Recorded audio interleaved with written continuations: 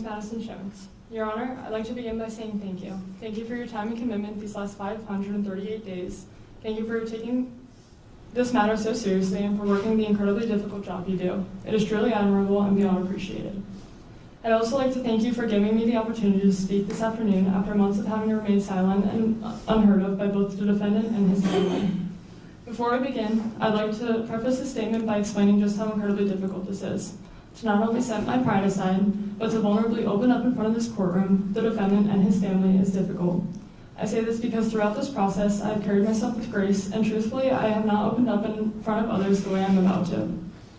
I say I'm setting my pride aside because truthfully, I do not believe the defendant nor his family deserve to hear any of the negative ways this experience has impacted me, let alone get to hear all of the positive things I've done after it. I've thought about this day, this moment, this statement, every single day for the last 538 days. 538. 538 days of living in true torment. 538 days that, regardless of the circumstances, always had the same dark cloud looming over. 538 days of constantly reliving the trauma the defendant put me through. Your Honor, I say 538 as that is how many days it has been since June 3rd, 2023. But the truth is, the torment, the dark cloud, and the trauma I've endured dates back much further than June 3rd. As a then 16-year-old high school girl, I deserve to live the life that many 16-year-old girls do. I deserve the opportunity to form relationships with whomever I wanted. I deserve the opportunity to be happy in these relationships. I deserve to feel safe in these relationships. I deserve to be treated the way I know I deserve to be treated.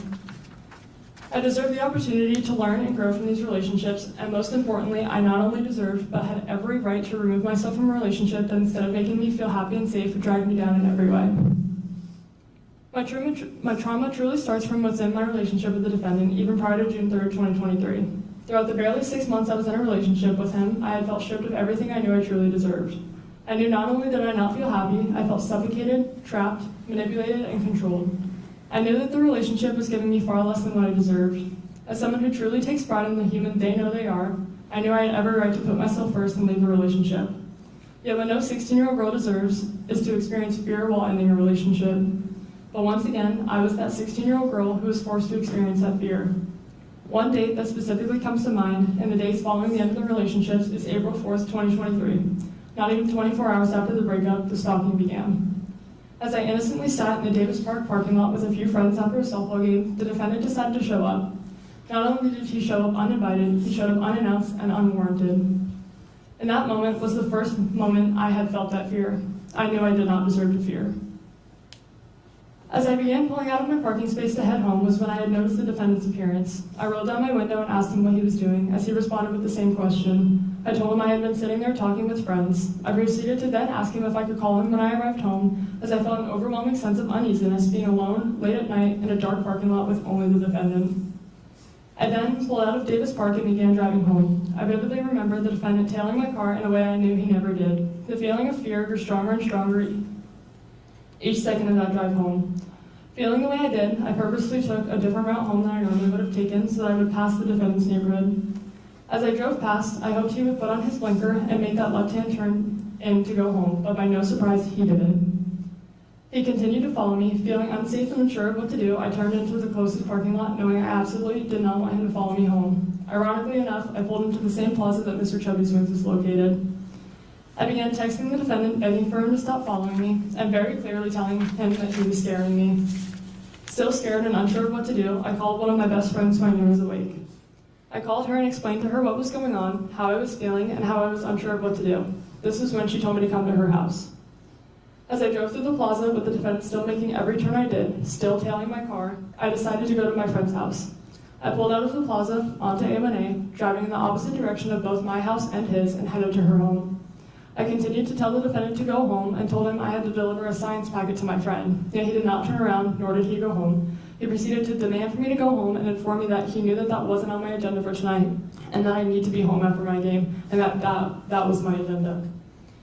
He continued to follow me up until I turned into her neighborhood, and I watched as he went into the gas station right beside and sat there for some time. The moment I pulled into her driveway, panicked and shaking, I saw her, and that was the first moment I felt some sort of relief and some sense of safety, knowing her parents were right inside and were aware of what was happening. After sitting in her driveway for some time, talking through what had just happened, I knew the defendant had finally gone home, and I finally felt comfortable enough to head home myself. Speaking to the defendant following his actions that night was frightening, upsetting, and frankly all over the place. His reasoning as to why he followed me home changed every time, whether it was making sure I got home, wanting to see if I was doing something behind his back, or just so happened to be going home that way anyways. I believe that night speaks volumes about the defendant and his behavior following the end of the relationship.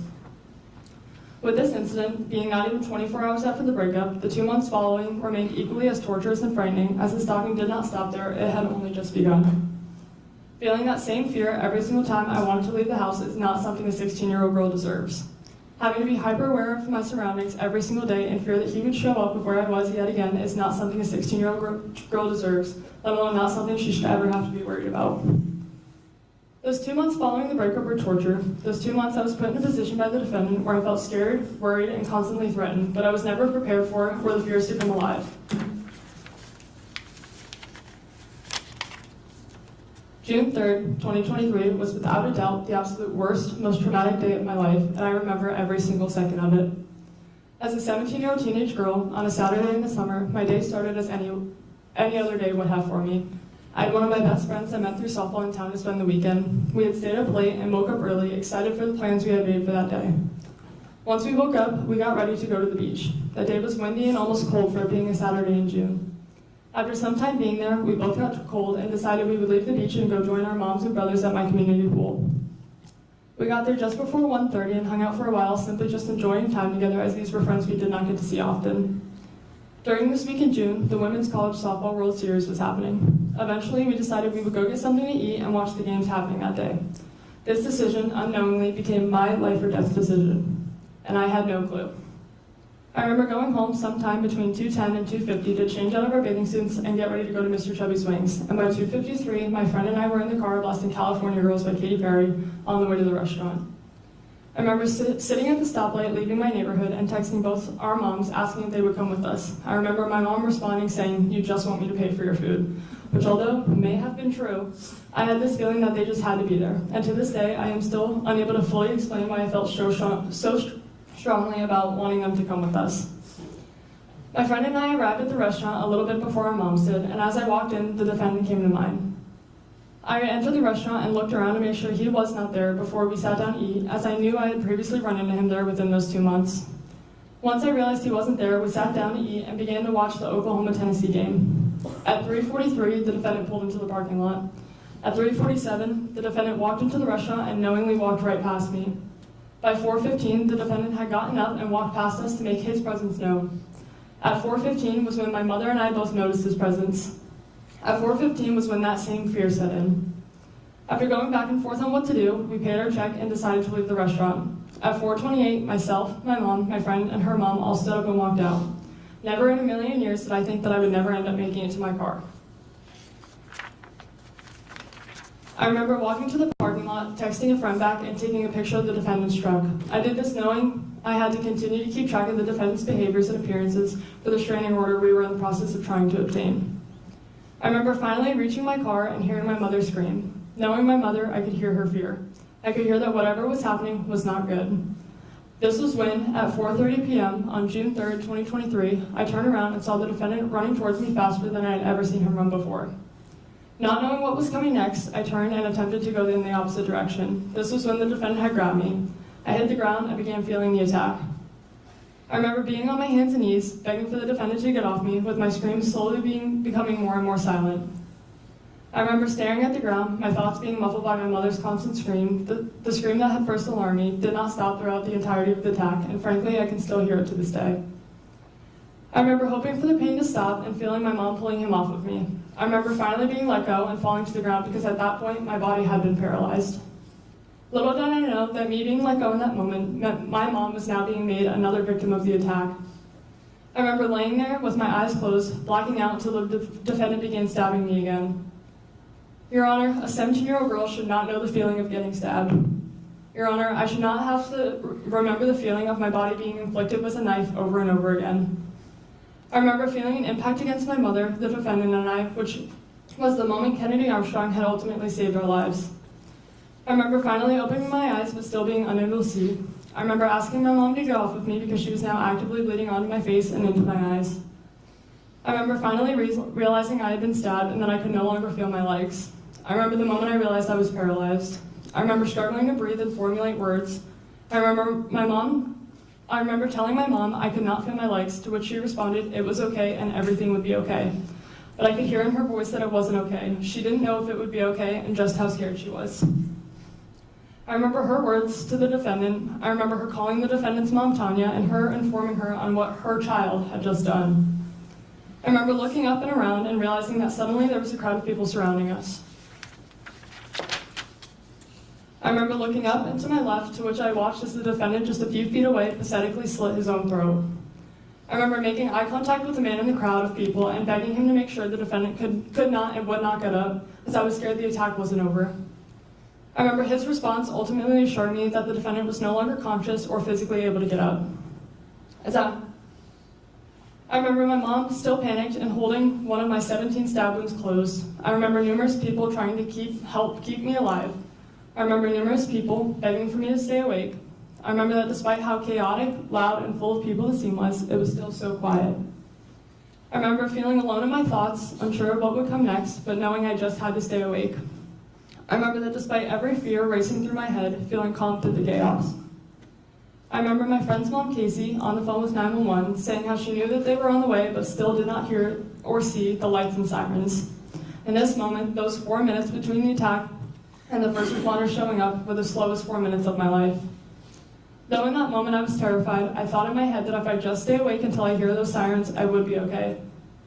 As soon as I heard those sirens, I felt some sense of relief knowing help was there. I remember finally seeing them with my own eyes, my clothes being cut off and being lifted off my mom's lap and onto the stretcher when my vision had disappeared again.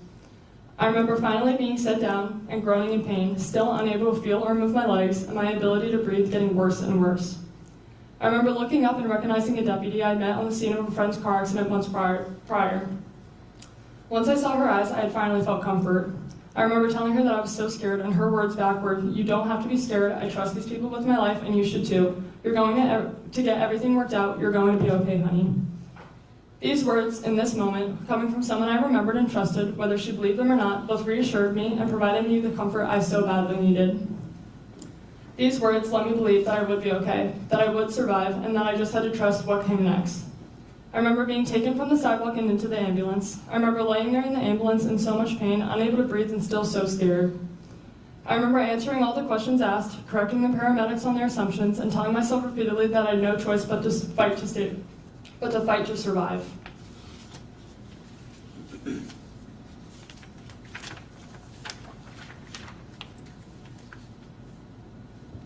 I remember praying and telling myself that I had to survive. If not for me, for everyone in my life I knew would not be okay through my death. I remember begging God to live. I remember telling myself that I could not close my eyes, as I was terrified that if I did, I would never open them again. I remember listening to the paramedics talking amongst themselves about what to do, and waiting as the helicopter arrived. I remember hearing the helicopter arrive and being transferred from the ambulance to inside the helicopter. I remember the oxygen mask, the neck brace, and the headphones get put on me. I remember that because of the neck brace, the headphones didn't fully cover my ears. I remember the sounds from the helicopter. I remember the loud sounds from the helicopter, yet the world was still so silent. I remember my stretcher being tilted backwards to keep the blood in my head. I remember time moving so slowly. I remember being unable to speak or hear, but so badly needing to know what was happening. I remember limply waving my hand in the air to hopefully get a Lifeline medic's attention, and once I did, he removed one ear of my headphones. I asked him how much longer till we arrived at the hospital. I remember him telling me just a few more minutes and putting my headphones back on me. Just a few more minutes. Those few minutes were in slow motion. Those few minutes still full of so much fear. I remember finally landing and being taken inside Memorial Hospital's trauma bay. I remember laying there all alone with no familiar faces as the doctors and nurses fought to save my life. I remember being poked and prodded and just lying there wide awake listening. I remember holding a nurse's hand until she had to assist those around her. I remember somehow finding her hand yet again and just holding on to it. I remember having an allergic reaction to one of the medications given to me. I remember being told to try and move my toes, to which I still couldn't. I remember staring directly at the trauma surgeon's eyes as he sliced my side open and inserted a tube into my chest to help me breathe. I remember not screaming nor making any noise, just simply staring and watching as the chaos unfolded around me. I remember finally my mom limping into my room covered in blood and kissing me on the forehead. I remember the feeling that gave me as the last time I had seen her, we were both bleeding out on a sidewalk. I remember the feeling of being able to tell her I loved her again because as I was taken off her lap, I didn't get the chance to. I remember telling her that she looked like a hot mess and her telling me everything would be okay, but this time with less panic in her voice. I remember her finally leaving as I had to be rushed into life-saving surgery. I remember exiting the trauma bay and seeing one of my high school softball coaches. I remember her assuring me that I would be okay and that if anyone could do this, I could. I remember her telling me that she loved me and that when I woke up, they would all be there. I remember leaving and finally getting to the operating room. I remember them going to put me to sleep and telling me to count down from 10. I began to count 10, 9, 8, 7, 6, and by the time I got to 6, I began to feel myself going to sleep, which was when I began to panic again. After fighting so hard to stay awake, feeling myself going to sleep and not being able to control it scared me in more ways than I could ever explain. I had that same fear that if I closed my eyes, I would never wake up again. Despite the panic, I eventually fell asleep, and once I woke up, I remember being alone in a hospital bed, freezing, thirsty, and desperately needing chapstick. A nurse had come over bringing me ice chips and strawberry-flavored chapstick. I remember eventually being taken out of that room and brought for a scan. I remember laying there in a dark hallway with two men listening to the screams of another trauma patient brought in that night. I remember being put into the scan and finally feeling calm. I finally was able to close my eyes and rest after the torture my body was just put through. I remember listening to the sounds of the machine, unable to move and just sleeping. I finally was taken out of the machine and brought to see my family. They took me up to the floor my mom was on and wheeled me to her doorway. I remember being greeted by smiles from my parents, two of my brothers, both of my coaches, and a friend's mom. I remember seeing through their smiles and realizing just how distraught, scared, and overall devastated they all were. It was heartbreaking. I remember looking at my mom, smiling, and once again telling her she looked like a hot mess. This comment had made everyone let out small laughter, which I like to believe reassured them that I was alive and I had made it through. I remember them all hugging me and holding my hand until they brought me into my own room. My coaches and friend's mom had come with me, and I begged them for a phone as I did not have mine. In my head, I had to make sure all my friends and loved ones knew that I was alive. After I had finally been given one, it was quickly taken from me, and I was told to rest. I laid there, unable to rest, until finally my older brother had arrived from South Florida. Seeing him and having him there finally made me feel safe. Now, it was just him and I attempting to get some rest until more surgeons, probably around 4 or 5 in the morning, had walked into the room. These surgeons had then informed me that I had a blood clot traveling up my spine, which I would need emergent surgery for, yet again. I remember one of the surgeons telling me that sometimes these blood clots and this trauma can be a reason for temporary paralysis. This gave me a sense of hope. I remember asking them if we could call my mom from the room over to let her know what was happening. My brother FaceTimed her, but she had already been told. I remember telling her and my brother that I loved them and that I would see them again when I woke up. I remember being brought into the operating room, once again, seeing all the familiar bright lights and walls, and once again being told to count down from 10. This time, I felt less panicked. I was tired, and I felt confident that I would wake up after surviving what I already had. I remember waking up in the ICU on June 4th and still being unable to move or feel my legs. I remember my coaches and friends' mom being there once again. I remember the moment my mom stood to the right of my bedside and told me that I was paralyzed. That it was not just a blood clot, but my spinal cord had been lacerated and spinal fluid was pouring out of it. I remember hearing this, shrugging my shoulders, and looking back towards the room. I had known I was paralyzed, yet never in my head did I think I would not overcome it.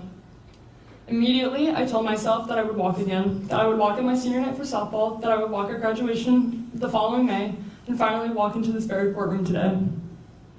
Your Honor, I remember everything. I remember every single second of this horrific day and the months following. Your Honor, on June 3rd, 2023, I did not know that as soon as I walked out of that restaurant, I would end up being forced to fight for my life. What I didn't know was that after I won that fight for my life, was that I would be faced with a lifetime's worth of challenges. Faced with the fact that walking out of that restaurant was the last time I would be able to walk for several months, the fact that the last time I would be running for my life.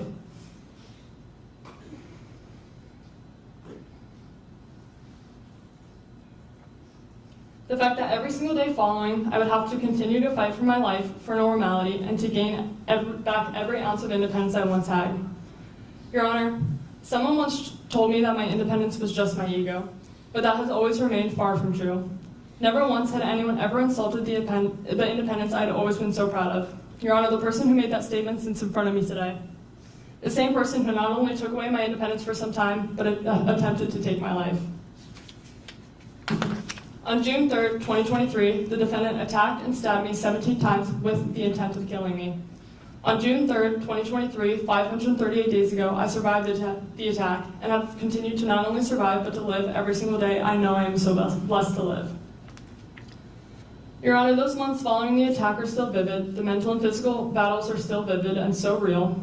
In the days following the attack, I was still stuck in the ICU. I remember all the doctors, visitors, interviews, and so on. I remember the feeling of having to be rolled to have my bandages changed and tubes moved. I remember the feeling of having both of my chest tubes pulled out of me. I remember the feeling of having one of my chest tubes being pulled out of me just to be put back in. I remember the smell of the matted blood that had set in my hair from the attack. I remember being unable to sleep despite every effort. Every time I tried, I was quickly interrupted by the same reoccurring image of the defendant running at me on the day of the attack. I remember the moments I would be able to fall asleep. I would wake up screaming, being awoken from the same nightmares that I was being killed by the defendant or one of his family members. I remember one night specifically when I had woken up, finally thinking I had slept through the night, just to come to find out that I didn't actually sleep soundly, but instead woke up screaming every few minutes, begging no, screaming stop, and that I was dying. I remember my first shower that took probably 5 hours and the help of probably 5 people. I remember when physical therapy started. I remember being lifted out of the bed for the first time in a Hoyer lift and into a wheelchair besides the bed. The feeling of both my chest tubes being pulled and the feeling of the almost 100 staples in my back being pressed up against the Hoyer and the chair, the pain almost unbearable. But I did it. Something so small as getting out of bed and sitting in a chair for 20 minutes felt nearly impossible, but was such a huge win. Every day after that was full of their own trials and tribulations, each day just as challenging. Physical therapy at that point consisted of just simply sitting up, something you all are doing right now, but at that time, something that was physically impossible for me, as every muscle to do so was paralyzed from the attack. I remember the pain that I felt just sitting up, the piercing pain I felt in my chest each try, each breath. I remember every family member, every friend, and every healthcare worker who gave everything that hour just to make it somewhat bearable for me. Despite the physical and mental pain that it took, they still somehow made it just a little bit better. Eventually, I was transferred to Brooks Rehabilitation. I remember the fear of uncertainty, being moved to an unfamiliar place with unfamiliar people, unsure of how long I would be there or what the intense rehabilitation would look like. The emotional toll that came with each step, the overwhelming sense of helplessness, and the constant fear of what was next. The moments when I wondered if I would ever feel like myself again, if I would ever walk how I used to again, or be able to live through a day without being reminded of this trauma. And yet through it all, I also remember the moments of hope, the small victories, and all of the support from those around me. These memories, these moments, they stay with me forever and they shape who I am every single day. I remember being transferred in the late afternoon, so it was quiet. I remember, despite the silence, hearing the screams of another patient down the hall who was quickly transferred, as the Brooks workers were also aware of how that could scare someone with the trauma I had. As the next day came, therapy began. 3 to 5 hours of occupational and physical therapy consumed my time. The goal started small, but the therapy was intense. Learning how to sit up on my own, change my clothes by myself, transfer myself between the bed and the wheelchair, simple everyday tasks were so difficult. Yet slowly they became easier.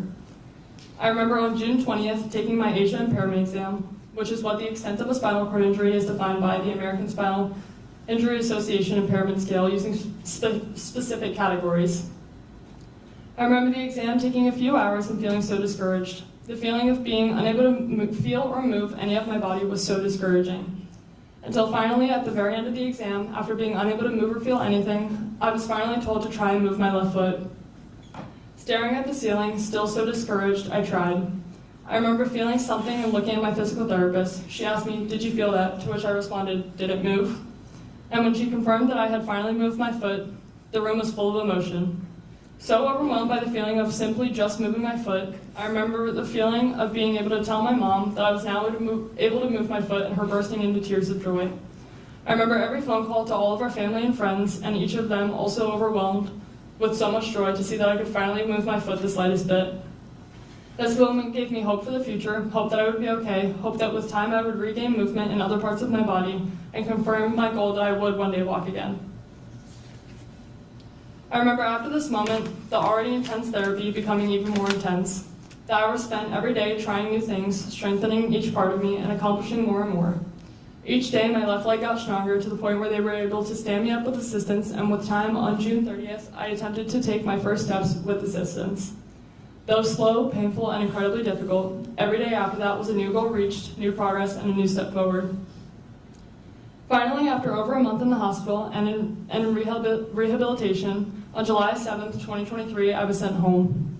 On that day was the first day I addressed both the community and the media. On that day, I said that there was no looking back, how incredibly lucky I am to be alive today, and how each day I would take it as its own opportunity to live and make a difference in the world, and how I am determined and confident in myself that I would reach my goals to one day walk again. And every single day following, I've continued to stand by these words. Every day, I make the choice to be positive, and I've used this trauma to help inspire and motivate others despite everything I go through personally, daily. After addressing the media, I was finally able to go home. Going home was a new battle, learning how to adjust to my new life, my new way of life in a place that was a reminder of everything that used to be was difficult. On my second day home, I was sat in my room crying and finally moved my right leg. I called my mom into my room, and once again, she was immediately brought to tears. Once again, I got to experience calling all of my loved ones and sharing with them another huge victory. That following Monday, I started outpatient rehabilitation. I was in the pediatric day program at Brooks Rehabilitation, to which I attended physical and occupational therapy Monday through Friday for 3 hours every morning. I attended this program until December of 2023, when I switched to their Neuro Recovery Center and continued to do physical therapy there up until today. Throughout these programs, I fought every day to accomplish my goals, one of those being to start my senior year on time with the rest of my class. And just as I fought for, I was there on the very first day, along with everyone else. Going back to school was an adjustment. I had to see all the kids I had grown up with for almost all my life, but they looked at me differently now. I was no longer just Madison, I was the girl who got stabbed. I dealt with looks, comments, questions, but I always understood. This isn't something that just happens, nor is it something that should ever have to happen. This kind of trauma isn't something that kids should have to adjust to, nor go through. But at the end of the day, in so many eyes, I was still Madison. Over time, as kids adjusted to having me back, school became easier, but managing both school and rehabilitation was difficult, as I still attended therapy every single morning and always did my best to still be at school when therapy was over. This was overall both physically and mentally draining, but I did it. Because the last thing I would do is let this attack, let the defendant take more away from me than he had already taken. I attended as many school events as I could, and although they were rarely ever enjoyable for me after the attack, I still went, and I tried every day to live my life as I would before. Yet it wasn't as easy as I make it sound. I dealt with anxiety in public places and in large crowds, scared that if something were to happen, I would no longer be able to protect myself. I now had to worry about things other kids never had to worry about, like would there be stairs? Could I maneuver a wheelchair through this? I could no longer go and hang out with my friends whenever I wanted or partake in activities I was able to before. I was unable to play softball my senior year of high school, the sport that had been my life since as long as I can remember. I watched as my friends changed, the friends I had known for years go through one of the most unimaginable traumas and step up for me in a way no friend should ever have to. I watched them each be affected by this attack in various ways. I watched my friends dealing with PTSD, but still being so strong for me. I watched as they all matured as their innocence was stolen. I watched as each of them stepped up in their own way to be there for me, to help me, and to support me through whatever I needed. I watched as my family suffered. They each suffered daily as their mother and sister were almost taken from them. I watched as they all stepped up to be there for us when we couldn't be there for them. I watched as their innocence was stolen. I saw their pain, their tears, and their resilience. I watched as the once so lively, happy, and bright home became sad and dark. Yet through it all, we were all there for each other. We all found light in the darkest of situations. We all found reasons to laugh and smile. And we were all simply grateful for every day we got to be alive. Your Honor, the impact of the defendant's actions doesn't just end with those directly connected. I have witnessed the impact on the community and strangers all over the world. I have met strangers everywhere I've gone who have broken down in tears telling me just how much my story has affected them. I have met people of all ages constantly brought to tears by my story and have seen firsthand the impact on the community. Many left scared and uncertain on the world. Everyone's trust in people simply gone. Yet despite those going through their own traumas, the community immediately stepped up and was there for me. Madison Strong keychains, shirts, sweatshirts, and fundraisers were in motion directly following the attack, and I still feel that same level of support and love every single day. Your Honor, I have accomplished every single goal I have set out on since the attack. I attended my senior year. I walked and got a hit on my senior night for softball.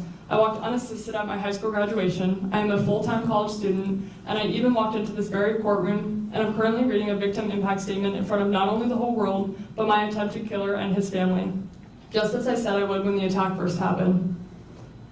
I've spoken and shared my story of survival and resilience on many different platforms, such as in front of the media, Ponte Vedra High School, the Betty Griffin Center, St. Johns County Fire Rescue and Sheriff's Office events, Brooks Rehabilitation, Memorial Hospital, a police conference in Washington State, and so on. I started a wave of One Love chapters throughout our community, including at the University of North Florida, and I promise I will continue to use my story and my platform to inspire, motivate, and help others in every way I can. Your Honor, I mention all of my accomplishments as I am proud of them. I'm proud of the human I am, the impact I've made, and how I've handled myself these last 538 days. I say this as a reminder that I turned myself from being a victim to a survivor, and I am proud of that. This does not take away from the ways that I struggle daily. I suffer from PTSD and anxiety daily. I still deal with the sleepless nights and constant nightmares. I refuse to go outside alone at night in the dark. I feel myself fearing the worst possibilities in every situation. I've lost all trust in the world, and finding that trust in people again is far and few between. I've lost any childlike innocence, and I've been forced to grow up in a way most kids never have to. I've chosen to live the way I live and be so positive to hide the dark reality that I go through. I often laugh and smile to not let those around me realize that I am suffering so that they don't have to be sad as well.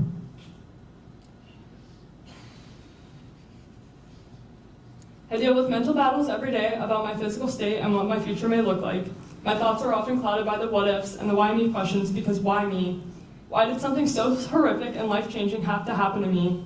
Why did someone so evil need to try and take everything away from me? Why did someone so evil try and end the life of someone who showed him so much kindness and patience? Why me? Your Honor, the defendant's decision on June 3rd, 2023 will haunt me for the rest of my life.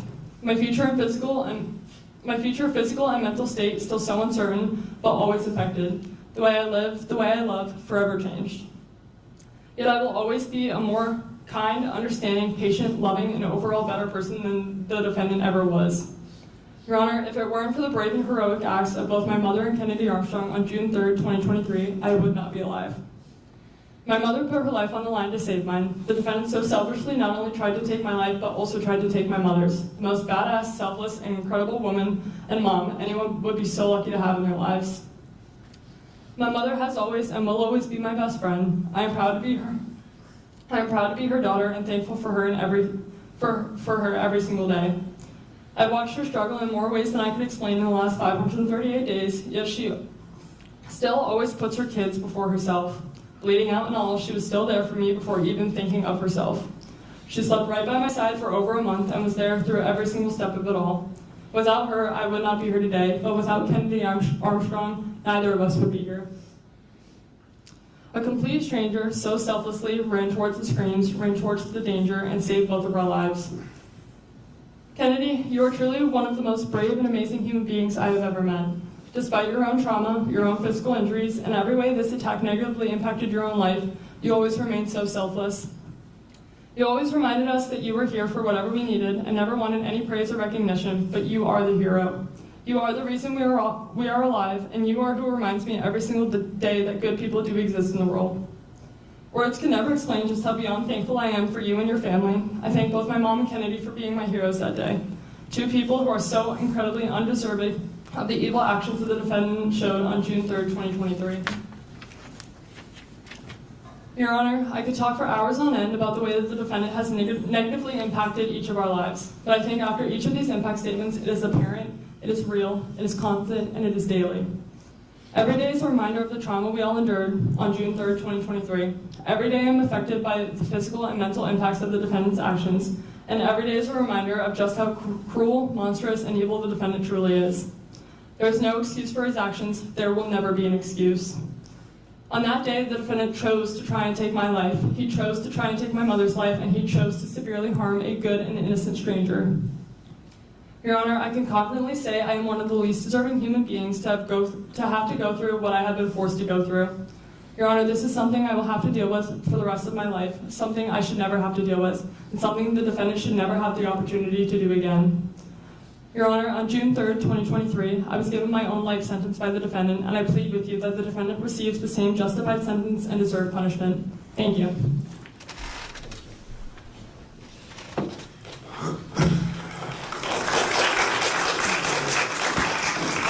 Please quiet down.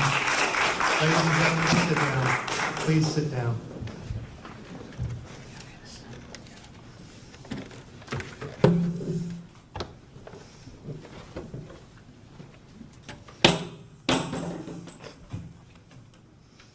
Thank you so much.